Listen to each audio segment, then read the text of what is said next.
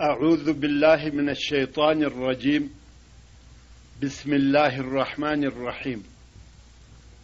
الحمد لله حمدا يوافي نعمه ويكافئ مزيده،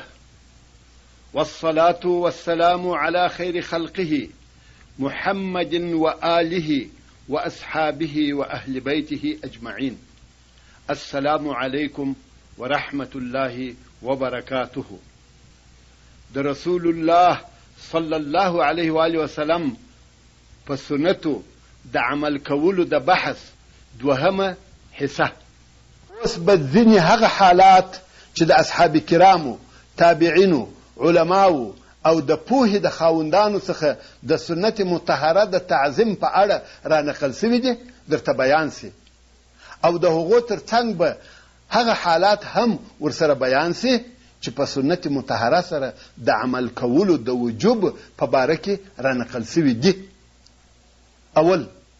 کله چې رسول الله صلی الله علیه و آله وسلم د فانی دنیا څخه رحلت وکړي، ځینو عربو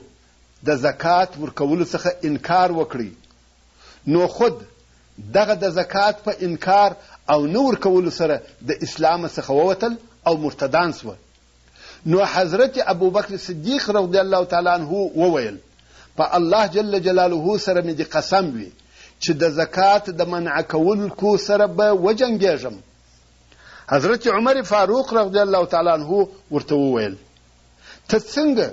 د دغو کسانو سره جنگ کوي، حال دا چې رسول الله صلی الله علیه و آله وسلم فرمایي: امرت ان اقاتل الناس حتى يقولوا لا إله إلا الله، فإذا قالوا لا إله إلا الله عصموا مني دماءهم وأموالهم إلا بحقها. متفق عليه. يعني رسول صلی الله علیه و آله وسلم فرمایي، زه امر کړی سوی یم چې د خلقو سره تر هغو وجنګېږم چې لا اله الا الله وایي، او کله چې دغه د لا اله الا الله کلمه وویل، زما څخه خپل ویني او خپل مالونه وساتل، یعنی زه بیا کار نه پلرم بیله دې چې بیا یو داسې کار وکړي چې په هغه سره د جنګ کولو یا سزا ورکولو وړ او لایق وګرځي. حضرت ابوبکر صدیق رضی الله تعالی عنه وویل، زه به د هغه چا سره جنګېږم چې د لمانځه او زکات په منځ کې فرق ایږدي. دغه واقعه په هغه حدیث شریف کې چې امام نسائی او امام احمد حنبل روایتوي په تفصیل سره بیانیږي، چې زه به اوس ترجمه درته را نقل کم. کله چې ابوبکر صدیق رضی الله تعالی عنه د مرتدانو د جنگ دپاره لښکرې سره یو ځای کړې، حضرت عمر رضی الله تعالی عنه ورته وویل، یا ابابکر، ته څنګه د دغو خلقو سره جنگ کوې، حال دا چې رسول الله صلی الله علیه و آله وسلم فرمایي، زه امر کړی سوی یم چې د خلقو سره تر هغو وجنګېږم چې لا اله الا الله وایي، او کله چې دغه کلمه وویل، زما څخه خپل وینې او خپل مالونه وساتل، زه بیا کار نه پلرم بیله دې چې بیا یو داسې کار وکړي چې په هغه سره د جنګ کولو یا سزا ورکولو وړ او لایق وګرځي. حضرت ابوبکر صدیق رضی الله تعالی عنه وویل، زه به د هغه چا سره جنګ کوم چې د لمانځه او زکات په منځ کې فرق ایږدي. په والله که دوی زما څخه یوه سیرلۍ منع کړي، هغه چې رسول الله صلی الله علیه و آله وسلم ته یې ورکوله، زه به خامخا د دوی سره د هغه پر منع کولو وجنګېږم. نو حضرت عمر رضی الله تعالی عنه وویل، په والله زه پوه سوم چې الله جل جلاله د حضرت ابوبکر صدیق رضی الله تعالی عنه سینه د دغو مرتدانو د جنگ دپاره روښانه کړې ده، او پوه سوم چې دی پر حق دی. نو اصحاب کرامو هم د حضرت ابوبکر صدیق رضی الله تعالی عنه دغه د مرتدانو سره د جنگ کولو رایه او نظریه قبول کړه، او په جنگ کولو کې د حضرت ابوبکر صدیق رضی الله تعالی عنه ملګرتیا وکړه، تر څو چې هغو مرتدانو بیرته اسلام قبول کړي او هغه کسان چې پر خپل کفر یې ټینګار کاوه ووژل سوه. دوهم،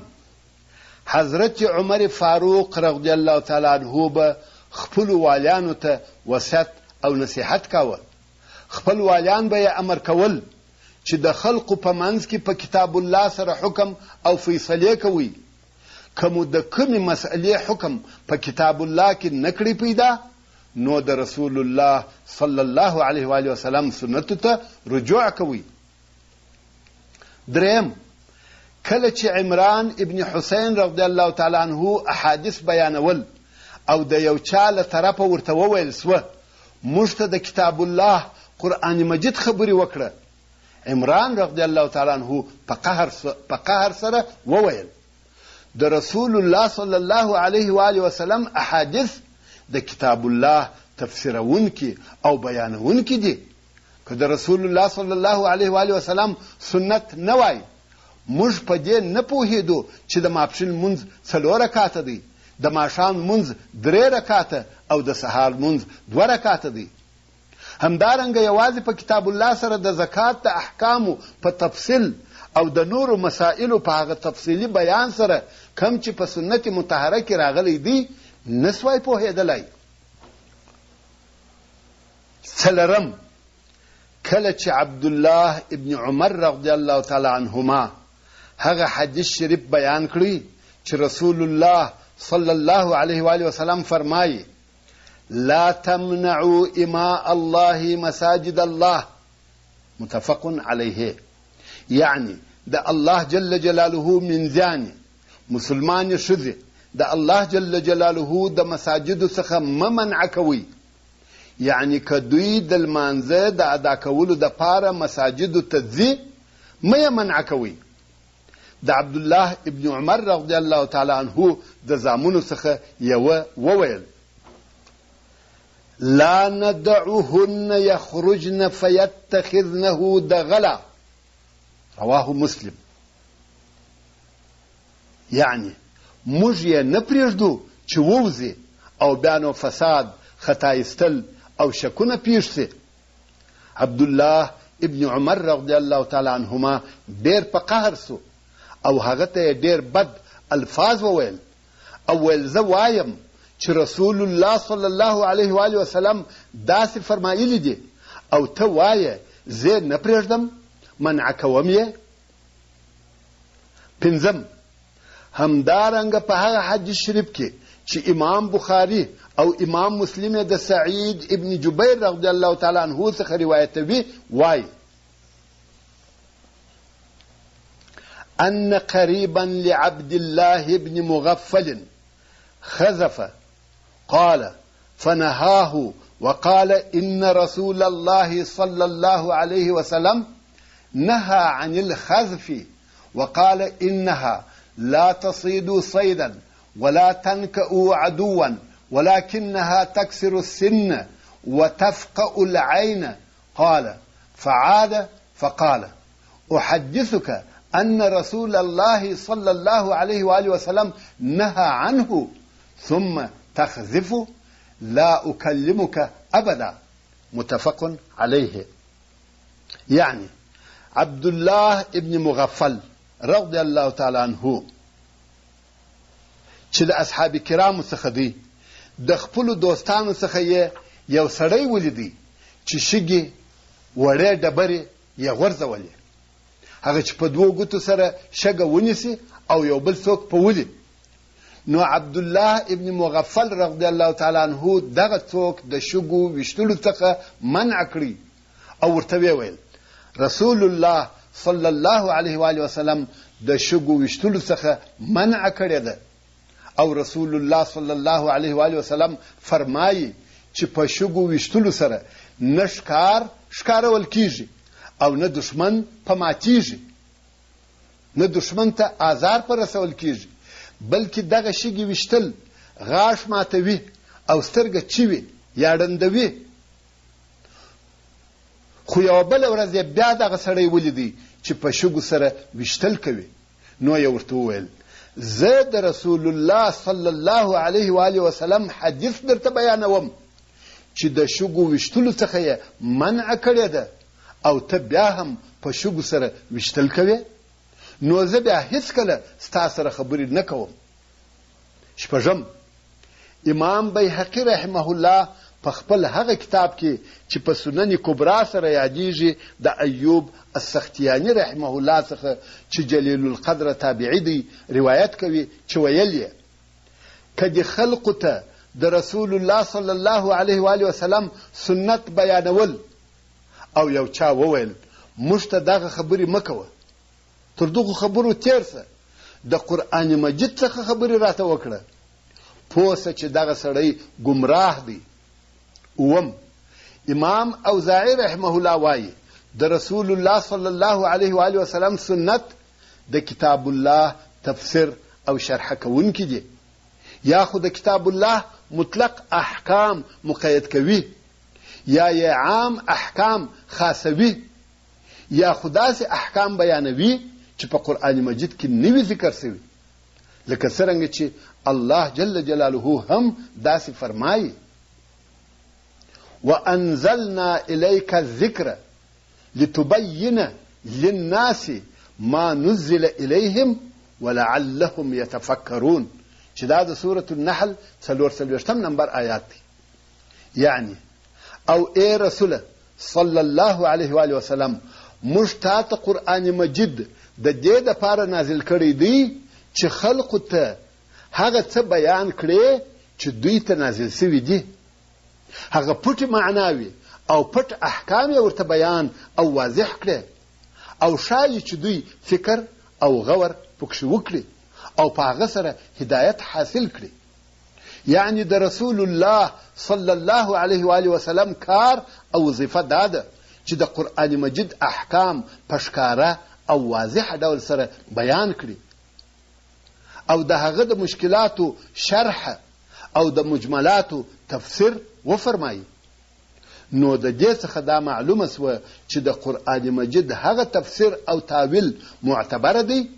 چې د رسول الله صلی الله علیه و آله وسلم د احادیثو سره موافق او یو شی وي، او د خلقو کار دا دی چې په قرآن مجید کښې فکر او غور وکړي. اتم، امام بیهقي رحمه الله د عامر شعبي رحمه الله څخه روایت کوي چې ځینو خلقو ته یې ویل انما هلکتم فی حین ترکتم الآثار، یعنی تاسې هغه وخت هلاک سواست، خراب سواست چې د رسول الله صلی الله علیه و آله وسلم صحیح سنت مو پرېښول. نهم، بیا هم امام بیهقي رحمه الله د امام اوزاعی رحمه الله څخه روایت کوي چې خپلو ځینو ملګرو یا شاګردانو ته یې ویل که د رسول الله صلی الله علیه و آله وسلم څخه کم حدیث در ورسېدی پام کوئ چې په بل شي سره حکم ونه کړي، ځکه رسول الله صلی الله علیه و آله وسلم د الله جل جلاله له طرفه تبلیغ کوونکی رسونکی دی. لسم، بیا هم امام بیهقي رحمه الله د امام سفیان الثوري رحمه الله څخه روایت کوي چې ویل یې بېشکه چې ټوله پوهه او ټوله علم د رسول الله صلی الله علیه و آله وسلم په سنتو او آثارو خبرېدل دي. یولسم، امام مالک رحمه الله به ویل په موږ ټولو کې داسې څوک نسته چې خبرې دې د ردولو وړ نه وي بې له صاحبه څخه د دغه قبر، نو به د رسول الله صلی الله علیه و آله وسلم قبر ته اشاره وکړه. دولسم، امام ابو حنیفه رحمه الله وایي که د رسول الله صلی الله علیه و آله وسلم څخه حدیث راغلی هغه مو پر سر او سترګو قبول دی. دیارلسم، امام شافعی رحمه الله وایي هر کله که مې د رسول الله صلی الله علیه و آله وسلم څخه صحیح حدیث روایت کړی او په هغه مې عمل ونه کړی، تاسې شاهدان اوسئ چې ما خپل عقل د لاسه ورکړی دی. څوارلسم، بیا هم امام شافعی رحمه الله وایي که مې یوه خبره وکړه په یوه مسئله کې مې حکم بیان کړی او د رسول الله صلی الله علیه و آله وسلم حدیث هغه زما د خبرې څخه مخالف و، نو زما خبره پر دیواله ووهئ. پنځلسم، امام احمد حنبل رحمه الله به خپلو شاګردانو ته ویل زما تقلید مکوئ، د امام مالک تقلید مکوئ، د امام شافعي تقلید مکوئ، بلکې علم له هغه ځای اخلي چې موږ له هغه ځای را اخیستی دی. مقصد یې د رسول الله صلی الله علیه و آله وسلم احادیث و. 14 همدارنګه به یې ویل هغه چاته په تعجب کې یم چې د رسول الله صلی الله علیه و آله وسلم د حدیث د اسناد صحت ور معلوم سي او بیا د سفیان الثوری پرایه پسې ځي او هغه عمل کوي. حال دا چې الله جل جلاله فرمایي فليحذر الذين يخالفون عن امره ان تصيبهم فتنه او يصيبهم عذاب اليم. یعنی هر هغه څوک چې د رسول الله صلی الله علیه و آله وسلم له امر مخالفت کوي هغه د دې څخه وبېریږي چې په دنیا کې به فتنه ورسیږي یا به دغه مخالفت په سبب دردناک عذاب په دنیا یا آخرت کې ورسیږي. امام احمد حنبل رحمه الله نور هم وویل آیا تاسو پوهیږئ چې فتنه څه شی ده؟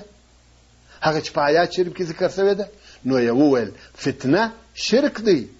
که څوک د رسول الله صلی الله علیه و آله وسلم ځینې خبرې قبول نه کړي او رد یې کړي شاید هغه په زړه کې شک او ګمراهي واچول سي او بیا هلاک سي. 15 امام بیهقي رحمه الله د جلیل القدر تابعی مجاهد ابن جبر رحمه الله څخه روایت کوي چې هغه د الله جل جلاله دغه قول تلاوت کړی چې فرمایي فإن تنازعتم في شيء فردوه إلى الله والرسول إن كنتم تؤمنون بالله واليوم الآخر. یعنی که تاسو په یو شي کې اختلاف وکړئ نو د خپل اختلاف د لرې کولو دپاره هغه شی یا هغه موضوع کتاب الله او سنت رسول الله صلی الله علیه و آله وسلم ته حواله کړئ چې د خپل اختلاف حل هلته پیدا کړئ. که چیرې تاسو پر الله جل جلاله او د قیامت پر ورځ ایمان لرئ نو دغه مجاهد ابن جبر رحمه الله به ویل دا چې الله جل جلاله فرمایي الله جل جلاله ته رجوع وکړي یعنی کتاب الله ته رجوع وکړي او دا چې فرمایي رسول الله صلی الله علیه و آله وسلم ته رجوع وکړي یعنی سنت رسول الله صلی الله علیه و آله وسلم ته رجوع وکړي. 13 امام بیهقي د محمد ابن شهاب الزهري رحمه الله څخه چې تابعی او اول هغه څوک دی چې علم الحدیث یې تدوین کړی دی روایت کوي چې هغه وویل زموږ د علماو او پوهانو څخه هغه کسان چې له دې دنیا څخه تللي دي هغو به ویل د رسول الله صلی الله علیه و آله وسلم په سنتو پورې لاس نیول او د هغو متابعت کول کامیابی او د آخرت د عذابو څخه خلاصون دی. 19 موفق الدین ابن قدامه په خپل هغه کتاب کې چې د روضة الناظر فی بیان اصول الاحکام په نامه سره یادیږي وایي د اسلامي دلایلو دوهم اصل او اساس د رسول الله صلی الله علیه و آله وسلم سنت دی او د رسول الله صلی الله علیه و آله وسلم احادیث حجت او دلیل دی ځکه دغه احادیث هغه معجزې دي چې د رسول الله صلی الله علیه و آله وسلم پر صداقت او رښتیا ویلو دلالت کوي او الله جل جلاله د علیه الصلاة والسلام په اطاعت سره امر کړی دی او د علیه الصلاة والسلام د مخالفت څخه یې په شدت سره منع کړی ده. 20 ابن کثیر رحمه الله دغه لاندنی آیات شریف په تفسیر کې وایي فليحذر الذين يخالفون عن امره ان تصيبهم فتنه او يصيبهم عذاب اليم. ابن کثیر رحمه الله وایي په تلاوت شوي آیات شریف کې د رسول الله صلی الله علیه و آله وسلم له امر څخه مقصد د علیه الصلاة والسلام طریقه گفتار او کردار سنت او شریعت دی. نو د هر انسان خبرې او کارونه د رسول الله صلی الله علیه و آله وسلم د خبرو او افعالو سره کتل کیږي، بیا نو که کوم شی د هغه علیه الصلاة والسلام د افعالو او اقوالو سره برابر وو هغه قبول او مقبول دی، او هر هغه څه چې د رسول الله صلی الله علیه و آله وسلم د افعالو او اقوالو څخه مخالف وي هغه رد او مردود دی، او بیرته هغه خپل ویونکي ته ورردیږي، که څه هم هغه ویونکی یې هر څوک وي دغه مخالف قول یې نه قبلول کیږي. لکه په هغه حدیث شریف کې چې امام بخاري، امام مسلم او د احادیث نور امامان یې د حضرت عایشه رضی الله تعالی عنها څخه روایتوي چې رسول الله صلی الله علیه و آله وسلم فرمایي: من عمل عملا ليس عليه امرنا فهو رد، متفق علیه.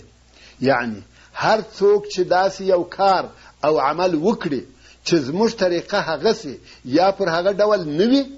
هغه عمل رد او د قبلېدلو وړ نه دی. نو د هر هغه څوک چې په پټه یا ښکاره د رسول الله صلی الله علیه و آله وسلم له شریعت مخالف عمل کوي وبیریږي چې هغه به په دې دنیا کې د زړه په ناروغیو لکه کفر، نفاق او بدعت اخته سي، یا به په دې دنیا کې په وژلو،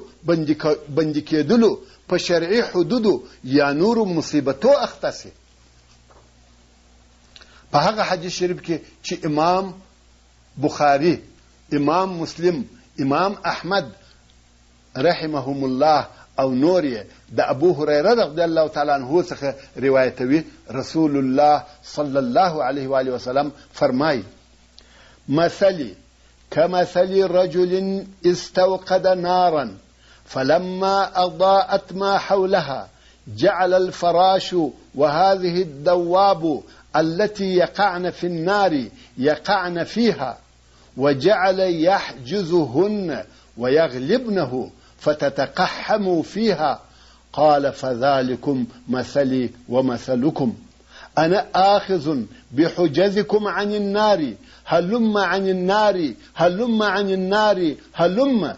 فتغلبوني تقتحمون فيها. رواه أحمد وغيره. يعني رسول صلی الله علیه و آله وسلم فرمایي: زما مثال د هغه سړي په مثل سره دی چې اور بل کړي، کله چې دغه اور خپل اطراف او اړخونه روښانه کړي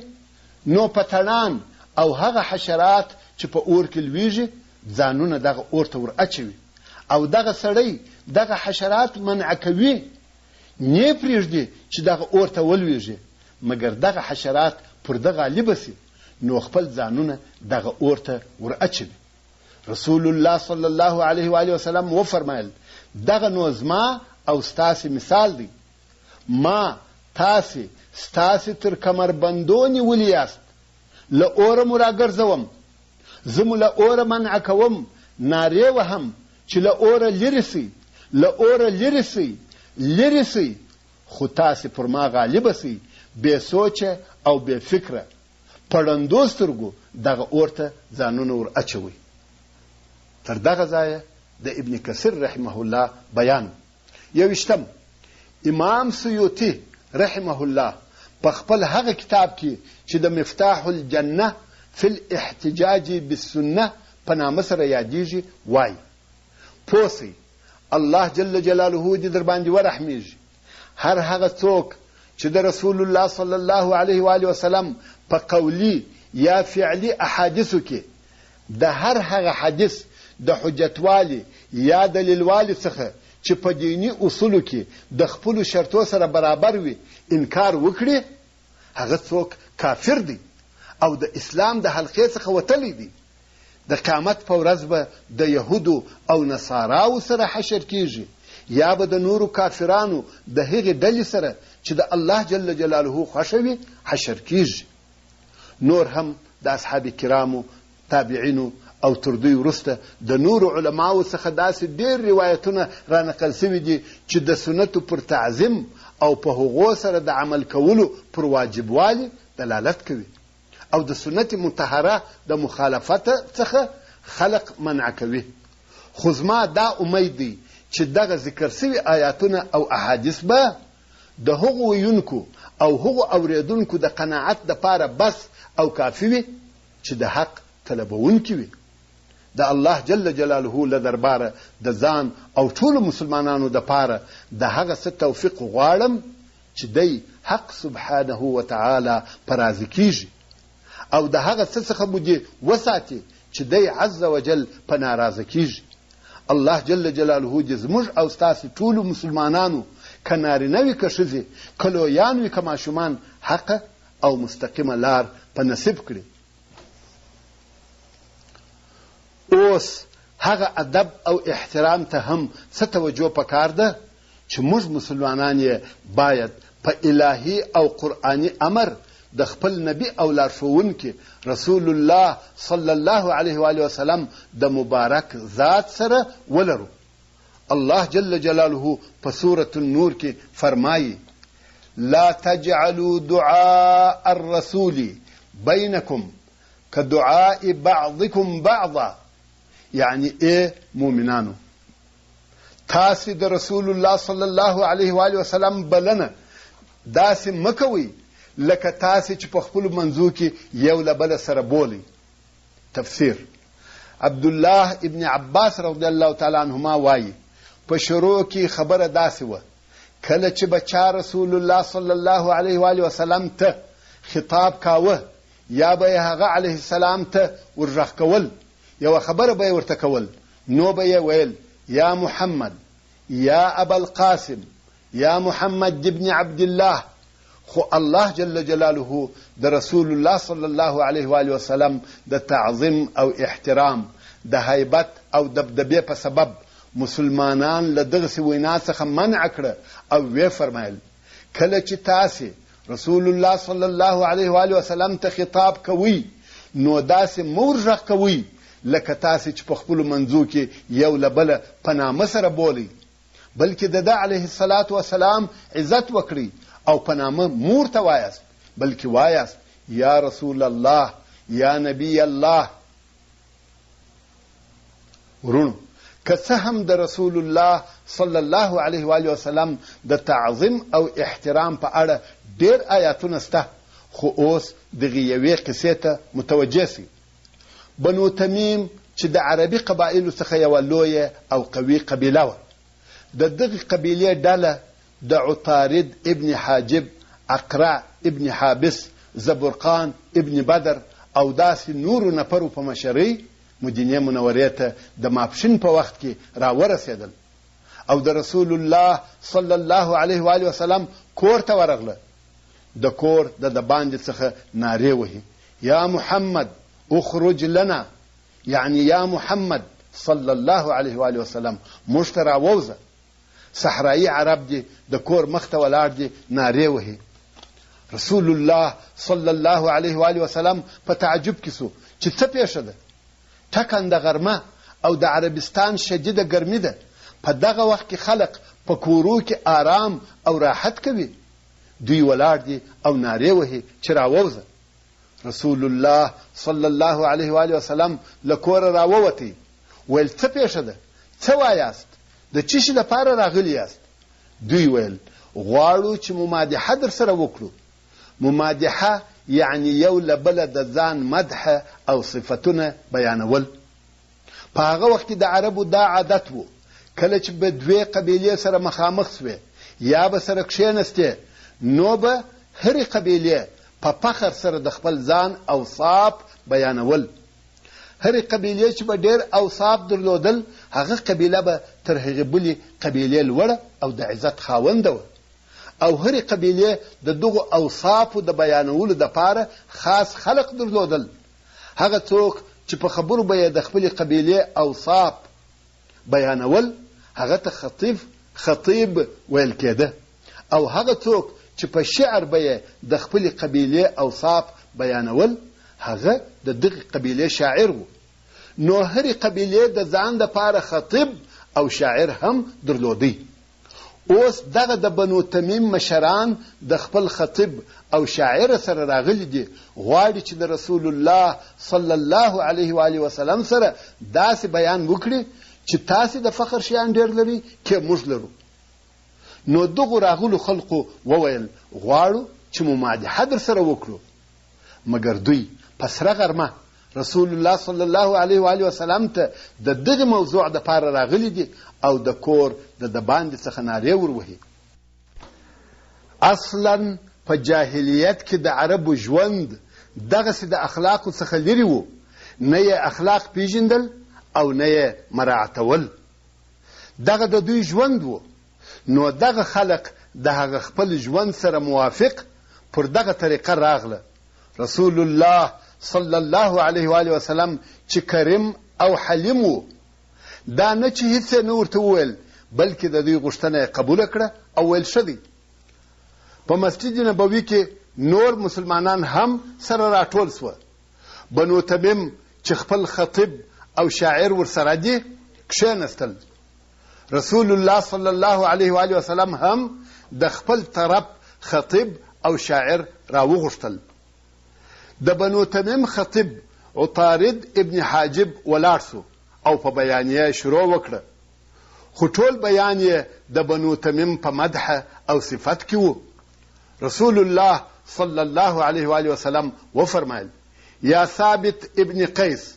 ولاړ سه. ثابت ابن قیس رضی الله تعالی عنه د مسلمانانو او د رسول الله صلی الله علیه و آله وسلم د حضور خطیب و. ثابت ابن قیس رضی الله تعالی عنه ولاړ سو او په خبرو یې شروع وکړه. د اسلام او الهي دعوت خبرې وکړې او بیا یې وویل کم فخر به تر دې لوی او لوړ وي چې رسول الله صلی الله علیه و آله وسلم په موږ کې دی، بل فخر به څه شي او څنګه وي؟ زموږ مسلمانانو څخه چې هر څوک مړ سي یا ووژل سي هغه جنت ته ځي. کم فخر به د اسلام تر فخر لوړ وي؟ موږ پر یوه الله جل جلاله ایمان لرو. هو تاسې په خپل قوم او نسب فخر کوئ،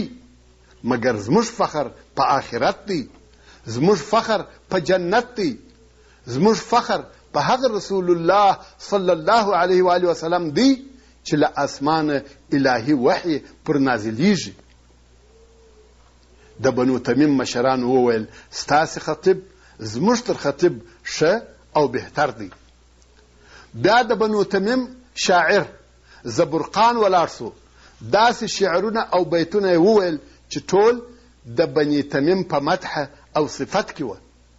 رسول الله صلی الله علیه و آله وسلم حسان ابن ثابت رضی الله تعالی عنه ته وویل قم یا حسان. حسان رضی الله تعالی عنه خو پیژني، هغه د رسول الله صلی الله علیه و آله وسلم د حضور او د مسلمانانو لوی شاعر. حسان رضی الله تعالی عنه ولاړ سو او هغه د زبرقان پر وزن او قافیه یې اشعار وویل. سمدستي په هغه مجلس کې پر هغه وزن بیتونه وویل او اشعار هم ټوله د الله جل جلاله په وحدانیت کې وه. د رسول الله صلی الله علیه و آله وسلم مهاجرینو او انصارو په مدح او صفت کې وه. د جنت او آخرت بیان پکښې و. د بنو تمیم ډلې بیا وویل ستاسې شاعر زموږ تر شاعر ښه او بهتر دی، او دغه ډله اسلام ته داخله سوه. رسول الله صلی الله علیه و آله وسلم هم هدیه او تحفه ورکړې. نو د سورة الحجرات اولنی مبارک آیاتونه د دغې ډلې د اخلاقو په باره کې نازل سوي دي چې په هغه کې یوازې دوی ته نه بلکې موږ ټولو مسلمانانو ته د رسول الله صلی الله علیه و آله وسلم سره په ښو اخلاقو او پوره ادب سره د ژوند او معاملې کولو لارښوونه ده. الله جل جلاله په سورة الحجرات کې فرمایي یا ایها الذین آمنوا لا تقدموا بین یدی الله ورسوله واتقوا الله ان الله سمیع علیم. یعنی ای هغو کسانو چې ایمان مو راوړی دی خپل مفکورې او نظریې د الله جل جلاله او رسول الله صلی الله علیه و آله وسلم د اوامرو تر صادرېدلو د مخه مه وړاندې کوئ، بلکې د هغو د اوامرو انتظار باسئ او د الله جل جلاله څخه وبېرېږئ. بېشکه چې الله جل جلاله ښه اورېدونکی او په هر څه خبر دی. د دغه آیات شریف څخه مقصد دا دی چې په هر موضوع او هر معامله کې باید د الله جل جلاله او رسول الله صلی الله علیه و آله وسلم اطاعت وسی. دا ځکه چې انساني فکر، انساني رأی او د بندگانو له طرفه جوړ سوي قوانین په یقیني ډول او همیشه کم او ناقص وي. که په هغو نظریاتو او قوانینو عمل وسی چې د بندگانو لخوا جوړیږي، نتیجه یې په سل کې سل ناکامی او بربادي ده. نو خود باید ستاسې ټول کارونه او ټولې فیصلې الله جل جلاله او رسول الله صلی الله علیه و آله وسلم ته پرېښول سي. نور هم الله جل جلاله موږ مسلمانانو ته په سورة الحجرات کې د رسول الله صلی الله علیه و آله وسلم سره د خبرو کولو ادب راښیي او فرمایي: یا ایها الذین آمنوا لا ترفعوا اصواتکم فوق صوت النبي ولا تجهروا له بالقول كجهر بعضكم لبعض أن تهبط أعمالكم وأنتم لا تشعرون إن الذين يغضون أصواتهم عند رسول الله أولئك الذين امتحن الله قلوبهم للتقوى